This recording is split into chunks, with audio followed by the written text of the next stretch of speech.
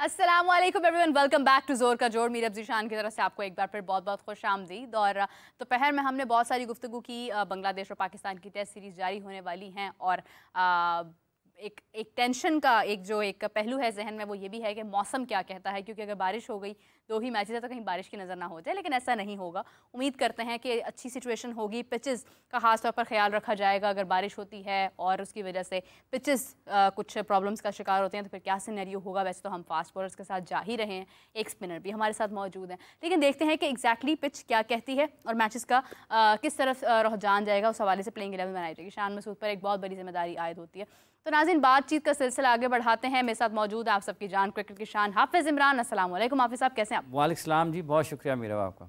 हाफिज़ साहब, बहुत सारी बातें हमने आपके साथ पहले भी की। पीसीबी की जानिब से तस्वीर एक बाहर आई, उस पर भी बात की, और बांग्लादेश की टेस्ट सीरीज़ पर भी हम बात करेंगे बहुत सारी। लेकिन आज हमें ज्वाइन करने वाले हैं पाकिस्तान MMA के प्रेसिडेंट हैं उमर अहमद साहब, हमारे साथ मौजूद हैं। आज हम उनसे जानेंगे बिकॉज इसके कुछ देर बाद जो है वो जारी होने वाली है एक हाफिज़ साहब MMA फ़ाइट जारी होगी। पाकिस्तान इंडिया दोनों आमने सामने होंगे। रिजवान हमारी तरफ से होंगे, बहुत सारे और भी इसके अंदर फ़ाइटर्स हैं। तो बातचीत का सिलसिला आगे बढ़ाते हैं। अस्सलाम वालेकुम, कैसे हैं आप सर?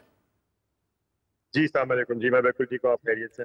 जी मैं बिल्कुल खैरियत से हूँ। उमर साहब, इतना एक बड़ा इनिशिएटिव है पाकिस्तान में, पहली बार इस तरह का एक इवेंट जो है वो ऑर्गेनाइज हो रहा है। अभी हमने देखा कि ओलंपिक्स में जिस तरह से अरशद नदीम ने अपना नाम बुलंद किया, MMA में भी हम बहुत सारे लोग इसमें नए लोग सामने लेकर आ सकते हैं जो पाकिस्तान का नाम रोशन करेंगे। तो किस तरह से देखते हैं आप इस इवेंट को? जी इसमें दो चीज़ें मैं आपको बताना चाहूँगा। एक तो जो इवेंट है उसका magnitude, this is the biggest event Pakistan is ever hosted. इसमें 16 टीम्स हैं और 180 एथलीट्स compete कर रहे हैं और अराउंड 100 हमारे पास टेक्निकल स्टाफ और ऑफिशियल्स हैं। सो हमें गवर्नमेंट ने तकरीबन 300 वीजे ग्रांट किए हैं। जहाँ तक इस इवेंट की बात है, इसको ब्रेव कॉम्बैट स्पोर्ट्स फेस्टिवल कहते हैं, जिसमें एशियन चैंपियनशिप है और ब्रेव का एक प्रोफेशनल इवेंट है। उसमें ये है कि इसको दुनिया का सबसे बड़ा कॉम्बैट स्पोर्ट फेस्टिवल कहते हैं क्योंकि इट्स टेलीकास्टेड इन 180 कंट्रीज। ये 10 मिलियन हाउस होल्ड को हिट करता है और इसको 25 डिफरेंट लैंग्वेजेस में ट्रांसलेट करके देखा जाता है। तो by far this is the biggest event और ये पाकिस्तान के लिए बड़ी खुशाइन बात है कि पाकिस्तान इस साल ब्रेव कॉम्बैट फेडरेशन का जो कॉम्बैट वीक है वो होस्ट कर रहा है। अब जहां तक हमारे एथलीट्स की बात है, मैं इसमें ये कहना चाहूंगा, it's been a silent revolution. हम पहली दफा अबू धाबी गए वर्ल्ड चैंपियनशिप पे, we won a bronze medal. अगली दफा हम सर्बिया गए, we took a 10 people contingent, हमने वहां पे कम्पीट किया। और अभी लास्ट ईयर दिसंबर में हमने बहरीन में कम्पीट किया था एशियन चैंपियनशिप के लिए, हम 4 मेडल जीते। तो इसमें ये कि हमारे पास चैंपियंस ऑलरेडी मौजूद हैं। हम उस तरह मे बी मीडिया में उनको हाईलाइट नहीं कर सके, मीडिया में उनको इस तरह एंगेज नहीं कर सके, but I think this is the right time. हमें ये समझना चाहिए कि क्रिकेट के अलावा और भी स्पोर्ट्स मौजूद हैं। और देखें, कुछ ऐसी स्पोर्ट्स हैं जिनको एक इकोनॉमी इटसेल्फ बनने की पोटेंशियल है। जैसे कि जो MMA है, उसमें क्योंकि इसकी स्केल ऑफ ऑडियंस इतनी बड़ी है कि this can easily be you know second to cricket, and actually it is second to cricket. But अगर आप 10 से 15 साल का इसका एक लॉन्ग टर्म व्यू लें तो it can even surpass cricket. उसकी वजह ये है कि अगर आप ICC को कंपेयर करें UFC से, तो there is a huge gap. जो एथलीट्स UFC में कम्पीट कर रहे हैं, जो पेपर में UFC बनाता है, that's very very big. So आप देखें, इसका एक ट्रिकल डाउन इफेक्ट है। सो मुझे लगता है कि 10 से 12 सालों में पाकिस्तान जो है वो इसके अंदर बहुत ज्यादा बेहतर तरीके से पार्टिसिपेट भी करेगा बड़ी ऑर्गेनाइजेशन के साथ भी। उमर साहब, जैसे भी आपने जिक्र किया कि एथलीट्स के हवाले से जो वीज़ा जारी किए हुकूमत ने अच्छी खासी तादाद में हैं, आप क्या पोटेंशियल पाकिस्तान में देखते हैं MMA के हवाले से? और जहाँ तक दीगर दुनिया से जुड़ने का मामला है, जो बाहर से लोग आते हैं उनके लिए कोई आपके एसोसिएशन के, फेडरेशन के इंतज़ामी तौर पर किसी किस्म की रुकावट तो नहीं होती? और साथ ही साथ कि आपके जो पोटेंशियल है पाकिस्तान का, ये पूरे साल में इसको कैसे इस्तेमाल किया जा सकता है? क्योंकि अगर क्रिकेट के साथ हम चाहें कि MMA उस सतह पर आ जाए तो फिर तो साल भर के इवेंट्स होते हैं उसमें। तो जी इसमें देखें, हमने पूरा इसका कैलेंडर बनाया और हम ये चाहते हैं कि साल भर इवेंट हो जिसमें हम कोई वाइट कॉलर लीग है, कोई हमारी नेशनल चैंपियनशिप है, कुछ 1-2 प्रोफेशनल इवेंट्स हैं। जो एथलीट्स हैं वो सारा साल ही बिजी रहते हैं। हमारा एज ए फेडरेशन ये मानना है कि हमने एक एथलीट डेवलपमेंट प्रोग्राम बनाना है जिसमें हम उनको एक करियर पाथ बना के दें कि अगर आप स्कूल कॉलेज के स्टूडेंट हैं, you want to try out MMA, you have these white collar leagues, वहां से आप हमारे साथ हम इस साल गवर्नमेंट के साथ मिलकर नेशनल चैंपियनशिप कराएंगे।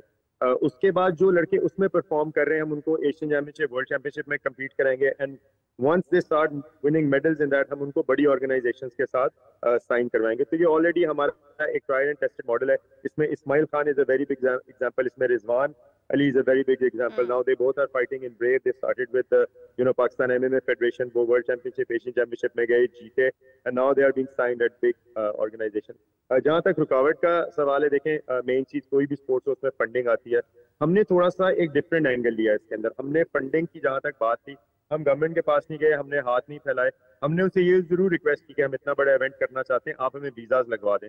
बाकी देखें हमने इसकी प्राइवेट स्पॉन्सरशिप रेस की, उसकी वजह ये है कि ये स्पोर्ट्स की एक कंटेंट वैल्यू है।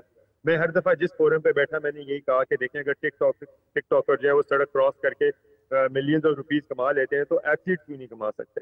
तो मैं इसमें एंगेज करना चाहता हूँ गवर्नमेंट को भी, और I think we should work towards sports marketing and that will create a very big difference in Pakistan.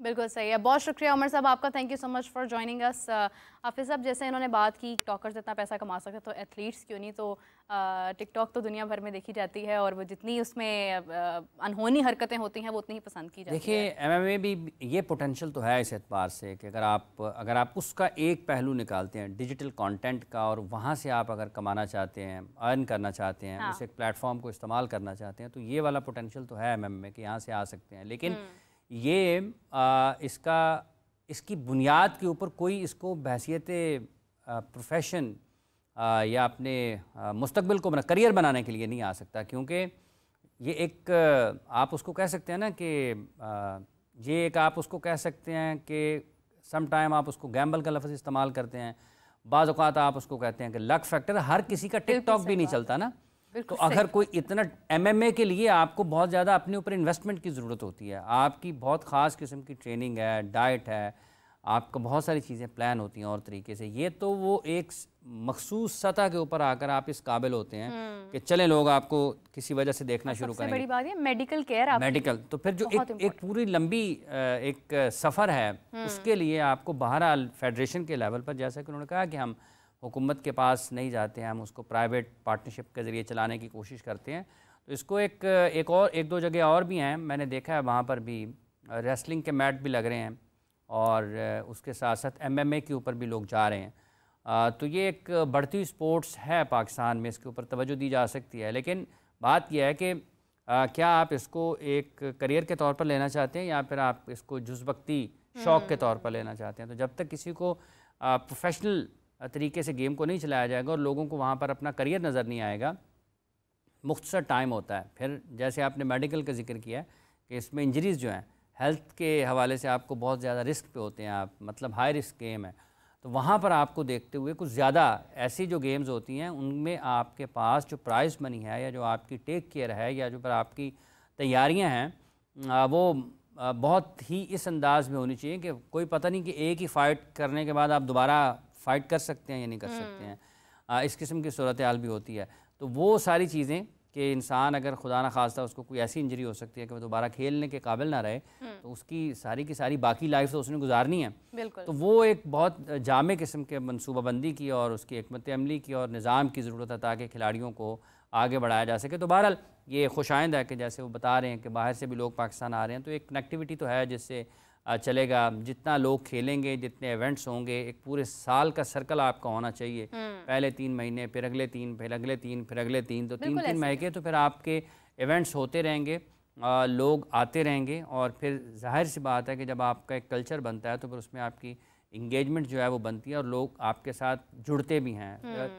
अल्लाह करे कि बेहतर तरीके से आगे बढ़े। देखिए अगर मुवाजना आप कर रहे हैं ICC के साथ, तो ICC एक पहली बात तो है कि मवाजना बनता नहीं है, वो एक बिल्कुल अलग चीज़ है। ये एक बिल्कुल अलग चीज़ है। वहाँ पर तो इंजरीज़ जो हैं वो अगर हो जाती हैं तो वो आपके खेलने की वजह से होती हैं, आपके किसी ऐसे एंगल की वजह से हो जाती है। यहाँ पर तो इंजरीज़ ही इंजरीज़ हैं, आपने मुकाबला ही इंजरीज़ का देखिए वो ये और किस्म के, और ये पाकिस्तान में एक मसला लोगों के साथ ये भी है कि भले वो कोई भी खेल, किसी भी खेल से ताल्लुक़ रखता है, कोई भी शख्स है या कोई एडमिनिस्ट्रेटर है या कोई खिलाड़ी है, वो ये समझता है कि शायद क्रिकेट के ऊपर पाकिस्तान, हुकूमत पाकिस्तान बहुत खर्च करती है। ऐसा नहीं है, ऐसा नहीं है। लोगों को ठीक है, एक तरीके से आप उनके साथ कहें जी हमने उतनी मकबूलियत हासिल करनी है जितनी क्रिकेट पाकिस्तान में देखी जाती है, ये आप कह सकते हैं। लेकिन जो आपकी आमदन है उसका आईसीसी के साथ या पाकिस्तान की हुकूमत के साथ कोई लेना देना नहीं है। आईसीसी जो भी उसके रुकन ममालिक हैं उनकी अपनी रेवेन्यू होती है, फिर क्रिकेट को बहुत ज़्यादा पैसे मिलते हैं ब्रॉडकास्ट से। अब जैसे कि अभी कुछ देर पहले पाकिस्तान क्रिकेट बोर्ड ने अपने नशरियाती हुकूक बेचे हैं, तो वो भी एक अच्छे खासे उनको उससे पैसे मिलने हैं। मतलब 2-2 साल के अगर आप बेचते हैं, 3-3 साल के बेचते हैं, तो उसमें तो आपको मतलब लाखों डॉलर्स, आपके करोड़ों रुपए, अरबों रुपए आप उससे कमा लेते हैं सिर्फ एक उस ज़रिए से। आपकी स्पॉन्सरशिप उसके अलावा, आपकी गेट मनी उसके अलावा, जो आपको टिकट से आने हैं जब आप मैचेस करवाएंगे, उसके अलावा जो आपको दीगर चीज़ों से पैसे आने हैं, आईसीसी से आपके रेवेन्यू आना है, जब आपने आईसीसी के इवेंट्स खेलने हैं वहाँ से जो आपको पैसे मिलने हैं वो अलग हैं। सो उनके कमाने के आमदन के ज़राए ज़्यादा हैं। इस पर ज़रूर कोशिश होनी चाहिए कि हम इस खेल को उस सतह, किसी भी खेल को उस मकबूलियत की सतह पर ज़रूर लेके आएंगे जितना पाकिस्तान में क्रिकेट मकबूल है। तो जब आप इतने मकबूल हो जाएंगे ना, फिर आपके फाइनेंशियल इशू रहता ही नहीं है। क्योंकि जब आप मतलब करोड़ों लोगों में देखे जाएंगे तो फिर जो लोग स्पॉन्सर्स हैं वो आपके साथ जुड़ते ही जुड़ते हैं, अगर तसलसल के साथ काम करते रहें तो। बिल्कुल सही बात है। अब देखें ना, अब शहबाज फतेह अली खान ने अपना कैरियर शुरू तो क्रिकेट से किया, लेकिन मकबूलियत उनको अपनी आवाज़ की वजह से मिल गई है। तो वो नहीं, वो उनको मकबूलियत अपनी आवाज़ की वजह नहीं, वो बेसुरे कानों की वजह से मिली। खैर, किसी भी किस्म की कोई भी चीज़ बाज़ औक़ात ऐसी लाइमलाइट में आ जाती है कि उसको मकबूलियत हासिल होने लग जाती है। किसी का मवाजना किसी के साथ है नहीं। क्रिकेट बिल्कुल एक मुनफरद और एक इंडिपेंडेंट चीज़ है। बाकी तमाम खेल क्योंकि हुकूमत के ज़ेरे नज़र आते हैं और उन पर हुकूमत का कितनी इन्वेस्टमेंट है वो एक अलग पहलू है। लेकिन इसकी केयर, इसका सारा जो टेक केयर है, सारा ख्याल है, सारे जो तमाम इसके इंतजामात हैं वो बहुत इंपॉर्टेंट है। अगर MMA because it's a large thing, it's a huge thing. और जिस तरह हाफिज़ साहब क्रिकेट की बात कर रहे थे, अब देखें आप राइट्स अगर दिए गए हैं 2 बहुत ही मकबूल चैनल्स हैं उनको, तो उसके बाद वो चैनल्स आप देखें कि उन्होंने खरीदा और उसके बाद उन्होंने उससे डबल कमा भी लेना है, क्योंकि हर किसी की नज़र क्रिकेट पर होती है। ये तो एक गिव एंड टेक और साइकिल है। वो क्रिकेट के साथ किसी का कोई मुकाबला नहीं है पाकिस्तान में।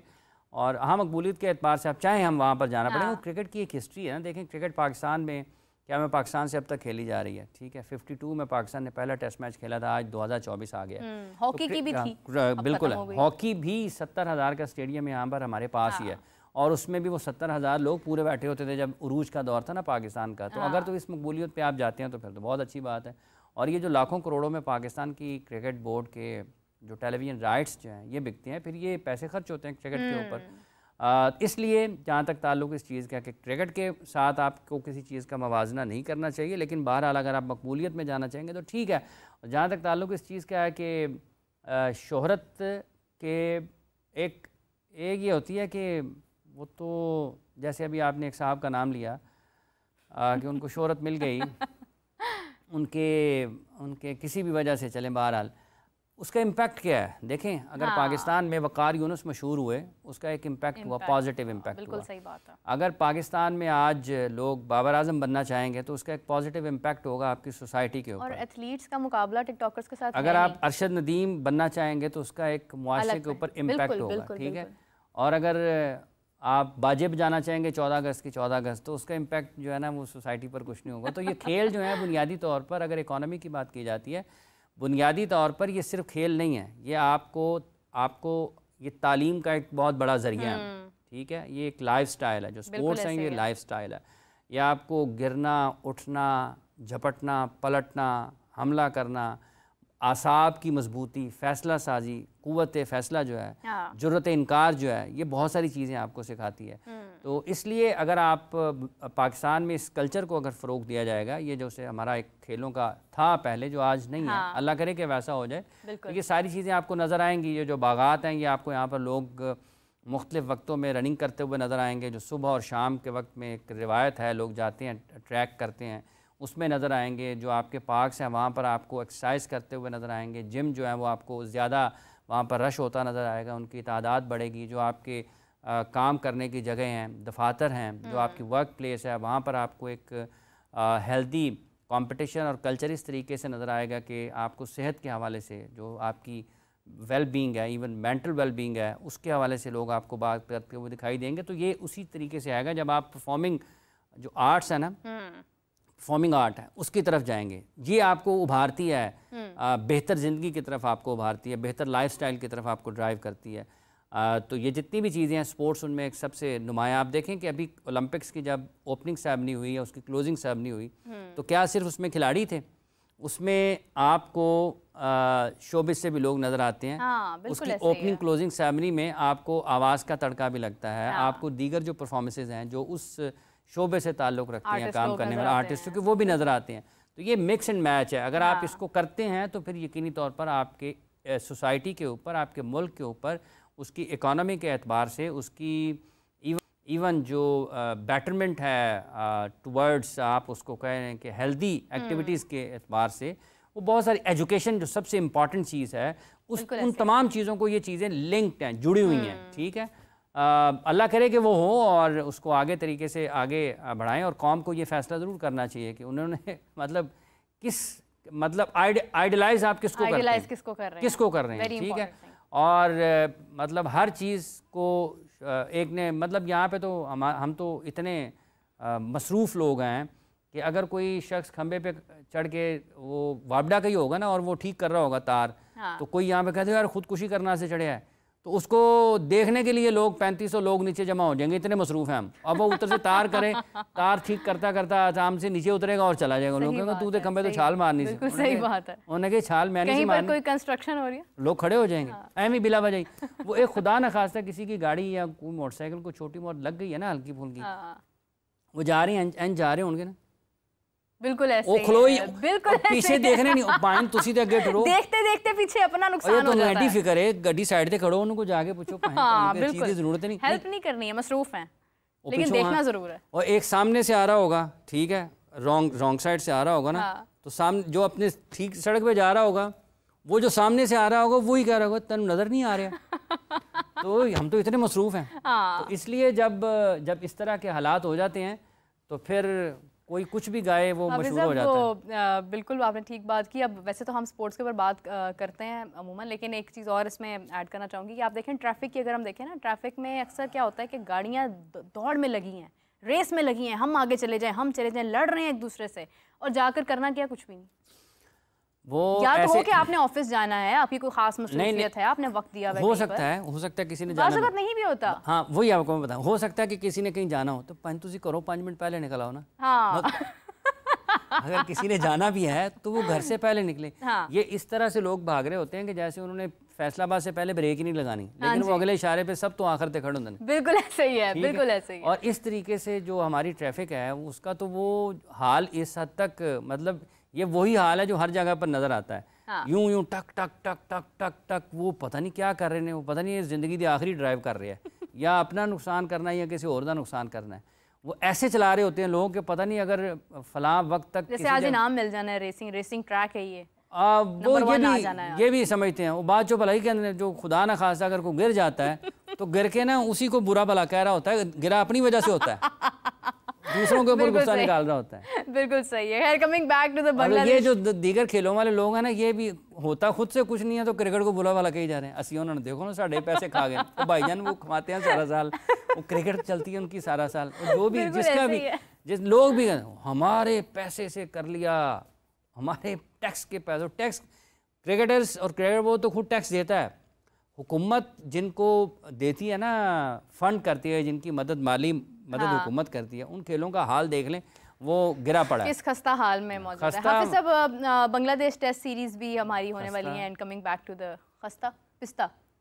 खस्ता मेरे एक और लफ्ज़ ज़हन में आ नहीं रहा है, उसको अगर कोई नहीं, वो एक और है, इसी खाने पीने के हिसाब से ही है, वो ना ज़हन में नहीं आ रहा। खस्ता तो मतलब बड़े खस्ता बिस्किट में। वो एक और है कि वो ज़हन में नहीं आ रहा। चलें बांग्लादेश की तरफ आ जाते हैं। अच्छा, तो हाफिज साहब, मौसम कहता है कि 18 तक बारिशों का सिलसिला जारी रहेगा, 18 तारीख तक। 21 को पहला मैच है, लेकिन आपको पता है अगर इंग्लैंड में मौसम आँख मचोली का सिलसिला जारी कर सकता है तो पाकिस्तान में तो कुछ भी हो सकता है। तो अगर बारिशों का सिलसिला जारी हुआ, 2 ही मैचेस हैं और बारिश की नज़र हो गए, तो क्या होगा? अच्छा, ये बात एक ठीक है कि चूँकि कराची में मौसम अब चूँकि इन दिनों जिन दिनों में टेस्ट मैचेस हैं मुल्क भर में, चूँकि मौसमियाती तब्दीलियों के बायस कुछ रूटीन का रहा नहीं, मामूल का रहा नहीं, तो फ़र्क पड़ा है उस लिहाज से भी, क्योंकि बारिशें ज़्यादा रहती हैं मुल्क में। जो पाकिस्तान का इस्लामाबाद में मैच चल रहा था शाहीन्स का, वो भी बारिश की वजह से खासा मुतासर हुआ। हो सकता है कि बारिश मुतासर कर सकते हो। मेरा ख्याल है कि जो 21 वाला मैच है शायद उसमें भी वेदर फोरकास्ट यही है कि बारिश है। अगर नहीं होगा तो फिर हम सुबह दोपहर शाम यही बताएंगे बारिश की वजह से आज भी मैच हो नहीं सकता। बारिश है, ज़्यादा बारिश होता है तो ज़्यादा पानी आता है। सुबह दोपहर शाम जो है वो बारिश होती रहेगी, हम बताते रहेंगे। लेकिन अगर सब आजकल हो ये रहा है कि बारिश होती है कुछ देर की और उसके बाद जो है वो अपना असर छोड़ जाती है, बस हब्स का एक एनवायरनमेंट हो जाता है और फिर कितनी देर बारिश नहीं होती है, फिर कुछ कतरे गिरते हैं, फिर एकदम से हब्स हो जाती है। ऐसी सिचुएशन में पिच क्या डिमांड करती है? पानी और वो ना देखिए पिच तो कवर हो जाती है, ये हल्की फुल्की बारिश उसको असर नहीं करती। लेकिन ये जो हब्स वाला है, ये ह्यूमिड वेदर जो है, ये किसी भी किस्म की जो आउटडोर गेम है ना उसके लिए ज़रा मुश्किल होता है, क्योंकि स्पिनर्स, फास्ट बॉलर्स हैं या स्पिनर्स हैं, इवन जो ग्राउंड में फील्डर्स भी हैं, ये उनके लिए भी एक बड़ा मुश्किल तो नहीं कहा जा सकता, क्योंकि वो उसके लिए तैयार होते हैं ज़हनी और जिस्मानी तौर पर, लेकिन एक मुश्किल इस सेंस में ज़रा कि आपको ज़्यादा जान लगाना पड़ती है। देखें, आप स्वेट हो रहे हैं, आपको घुटन होती है, ठीक है, तो आपको फोकस रखना पड़ता है ऑल द टाइम। जो फील्डर्स हैं उनको हर वक्त फोकस रखना पड़ता है, बॉल किसी भी वक्त आ सकता है। यही हाल जो है जब आप बैटिंग कर रहे हों या आप बॉलिंग कर रहे हों, तो उस वक्त भी आपको ज़रा मामूल से ज़्यादा एफर्ट करना पड़ती है, क्योंकि मौसम उतना अच्छा होता नहीं। अगर यही टेस्ट मैचेस अगर आप देखें कि जनवरी में हो रहे हों, फरवरी में हो रहे हों, मार्च में हो रहे हों, तो या नवंबर दिसंबर में हो रहे हो, तो मौसम ज़रा थोड़ा सा मुश्किल, अब वो बेहतर होता है उस लिहाज से। लेकिन इस मौसम में जहाँ पर आपको ह्यूमिडिटी होती है, हब्स जिसका आपने जिक्र भी किया वो होता है, तो ये ज़रा मुश्किल मौसम है क्रिकेट के लिए। और इसी वजह से तो हमने कहा था चंद दिन पहले भी, जब ये सीज़न की बात हो रही थी PCB के, कि आपने जो 4 डे क्रिकेट है वो आप मई जून जुलाई अगस्त, मेरा ख्याल है, हाँ, मई के आखिर से जून जुलाई अगस्त में करवा रहे हैं। गो के उसके लिए वो सर्द निस्बतन बेहतर मौसम की तरफ जा रहे होंगे, लेकिन फिर भी कहीं ना कहीं ये मुश्किलात तो होती हैं कि अगर आप एक्सट्रीम वेदर में खेलते हैं तो वो खिलाड़ियों को उसमें ज़्यादा मेहनत करना पड़ती है और फिर इंजरीज़ के इम्कानात बढ़ जाते हैं। अगर आप देखें ना कि आपने 10 ओवर किए हैं, तो आप अंदाज़ा कर लें कि कितना ज़्यादा आपको पसीना आएगा, और फिर आपने सारा दिन ग्राउंड में रहना है। और ये ऐसा मौसम है कि अगर आप खड़े भी किसी जगह पर रहें ना, तो आपको खड़े कुछ भी ना कर रहे हो, तो आपको इतना पसीना आएगा कि जिसकी हद हिसाब नहीं। और अगर आप भाग रहे हैं, बॉलिंग कर रहे हैं, बैटिंग कर रहे हैं, और जब आप फोकस होते हैं ना किसी चीज़ के ऊपर, तो आपकी बॉडी ज़्यादा वर्क कर रही होती है, आपको और ज़्यादा तरीके से स्वेटिंग होती है। अच्छा, और मुसलसल आप पानी का इस्तेमाल भी नहीं कर सकते ऐसी सिचुएशन में। हाँ, मुख्तलिफ चीज़ें, आपको डिहाइड्रेशन भी हो जाती है। स्वेटिंग मौसम मुश्किल है, हब्स में ज़्यादा मुश्किल होगी अब। लेकिन ये क्रिकेटर्स जो हैं, अब देखें ना, पाकिस्तान में जब पाकिस्तान की A टीम ने जाना था ऑस्ट्रेलिया डार्विन खेलने के लिए, तो एक फ़िज़िकल फ़िटनेस के लिए कैंप लगा था कराची में, और उसके बाद जब पाकिस्तान के खिलाड़ी ऑस्ट्रेलिया में खेलने के लिए गए, तो वहाँ पर भी 1-2 फास्ट बॉलर थे, तो उनको इंजरीज़ हुई थी। तो क्या ऐसा तो नहीं है कि जब वो यहाँ पर इतनी ज़्यादा उनको ट्रेनिंग करवाई गई कि वो ऑस्ट्रेलिया गए और वो पहले ही इतने एग्जॉस्ट हो चुके थे कि वो उसके जब कंपटीशन में गए हैं अनफिट हो गए। तो अब देखना ये है कि बारिश साहिबा जो हैं वो इजाज़त देती हैं या नहीं देती हैं। लेकिन बहरहाल पाकिस्तान ने 9 टेस्ट मैचेस खेलने हैं। अभी वो जो एक बड़ी दिलचस्प चीज़ है कि पाकिस्तान ने 11 टेस्ट मैचेस खेलने हैं। ये जो 2 साल के राइट्स पाकिस्तान के हुए हैं ना, इन 11 में से 9 तो पाकिस्तान ने अब से शुरू होकर आइंदा चंद महीनों में 9 ख़त्म कर देने। इसका मतलब ये है कि जो पाकिस्तान के अगला साल है, उसमें शायद पाकिस्तान सिर्फ 2 टेस्ट मैचेस ही खेलेगा। तो ये अलार्मिंग है कि अगर शान मसूद पाकिस्तान के वो खिलाड़ी जिन्होंने टेस्ट मैचेस ज़्यादा टेस्ट, जो सिर्फ टेस्ट में यानी कि एक फॉर्मेट खेलते हैं, उनके लिए क्या होगा। मैं फिर भी एक मरतबा देख लेते हैं ताकि किसी किस्म का कोई अभाम रहा ना। हाँ, पाकिस्तान ने 28 माह के दौरान मजमूई तौर पर 11 टेस्ट मैचेस खेलने हैं। तो 11 टेस्ट मैचेस में इसमें 2024-25 के 60 टेस्ट मैचेस भी शामिल हैं। चलें ये 7 कर लें, तो इसका मतलब ये है कि 2024-25 का जो सीज़न है पाकिस्तान का, उसमें पाकिस्तान 60 टेस्ट मैचेस खेलेगा और 25-26 का जो सीज़न होगा उसमें पाकिस्तान 4 टेस्ट मैचेस खेलेगा। अच्छा, इस दौरान फिर हमारी चैंपियंस ट्रॉफी भी है, इस दौरान हमारी PSL भी है। हाँ, सब चीज़ें हैं, लेकिन जो पॉइंट है इसमें कि अगर आप इन 2 बरसों में 28 माह की जो ये बता रहे हैं, जो पाकिस्तान क्रिकेट बोर्ड ने जारी किया ना, हाँ। तो 9 टेस्ट मैचेस शान ने भी कहा था चंद दिन पहले प्रेस कॉन्फ्रेंस करते हुए। तो इसका मतलब ये है कि पाकिस्तान ने बहुत ज़्यादा टेस्ट मैचेस इस एक सीज़न में खेल लेने हैं, बाकी 2 टेस्ट मैचेस पाकिस्तान ने खेलने हैं। सो इसको ज़्यादा बेहतर तरीके से प्लान करने की ज़रूरत है, क्योंकि जितनी क्रिकेट होती है अब ऐसा नहीं है कि 2 ही फॉर्मेट हैं, T20 1 डे और टेस्ट मैचेस, तो आपके प्लेयर्स इंगेज रहते हैं। अब बहुत सारे कई खिलाड़ी आपके ऐसे हैं, जैसे इवन पाकिस्तान की टेस्ट टीम के कैप्टन हैं शान मसूद, तो वो तो पाकिस्तान के लिए सिर्फ रेड बॉल ही खेलते हैं, और अगर उनको 8-9 महीने बगैर टेस्ट मैच के बैठना पड़ेगा, तो ये तो फिर उनकी पोटेंशियल से जो उनकी सलाहियतें हैं, ना सिर्फ वो बल्कि उसके अलावा भी और जो खिलाड़ी हैं जो टेस्ट के स्पेशलिस्ट हैं, उनके लिए मुश्किलात होंगी। हाफिज साहब, आप देखें ना आमिर जमाल जिस तरह से अभी उनकी भी तशवीशनाक है, मतलब कुछ हम कह नहीं सकते हैं, बिल्कुल मुकम्मल तौर पर मैच फिट हैं, तो अगर वो भी क्योंकि बार बार अगर आपको रेस्ट नहीं मिल रहा इस दौरान, अगर आप मुसलसल क्रिकेट खेल रहे हैं, तो आपकी बॉडी पर भी उसका असर पड़ता है, आपकी इंजरीज भी होती हैं, आपको रेस्ट का टाइम नहीं मिलता है, तो किस तरह से केयर की जा सकती है फिर अपने? देखिए, एक तो ये है कि जैसे भी हम टेस्ट मैचेस का जिक्र कर रहे हैं ना कि 11 टेस्ट मैचेस, अगर फ़र्ज़ कर लें कि पाकिस्तान ने 2 टेस्ट साल में 11 टेस्ट मैचेस खेलने हैं, तो इसका मतलब ये कि 5.5 मैचेस एक साल में 12 महीनों में, यानी कि आप 5 टेस्ट मैच खेलेंगे, ठीक है, 12 महीनों में 5 टेस्ट मैच, तो ये तो हर 2 महीने के बाद भी एक नहीं बनता। तो ये किस हद तक आपके लिए तकलीफ़ दे इस लिहाज से भी है कि जो आपके टॉप बॉलर्स हैं, मतलब नसीम शाह हैं, शाहीन आफरीदी हैं, इवन आमिर जमाल जिनका आपने जिक्र भी किया, तो ये जो आपके टेस्ट में अगर इन्होंने 300, 400, 500 आउट करने हैं, तो मैचेस मिलेंगे तो करेंगे ना। और नसीम शाह जैसे या शाहीन आफरीदी को अगर लंबे मैच बॉलिंग की ज़रूरत है, उनको अगर अपनी स्किल्स को डेवलप करना है और उनको अब टेस्ट मैच में वो विकटें लेंगे, मुख्तलिफ़ किस्म के हालात में बॉलिंग करेंगे, सुबह दोपहर शाम में 3 मुख्तलिफ़ किस्म के सेशंस में बॉलिंग करेंगे, तो उनकी स्किल्स जो हैं वो इम्प्रूव हो सकती हैं।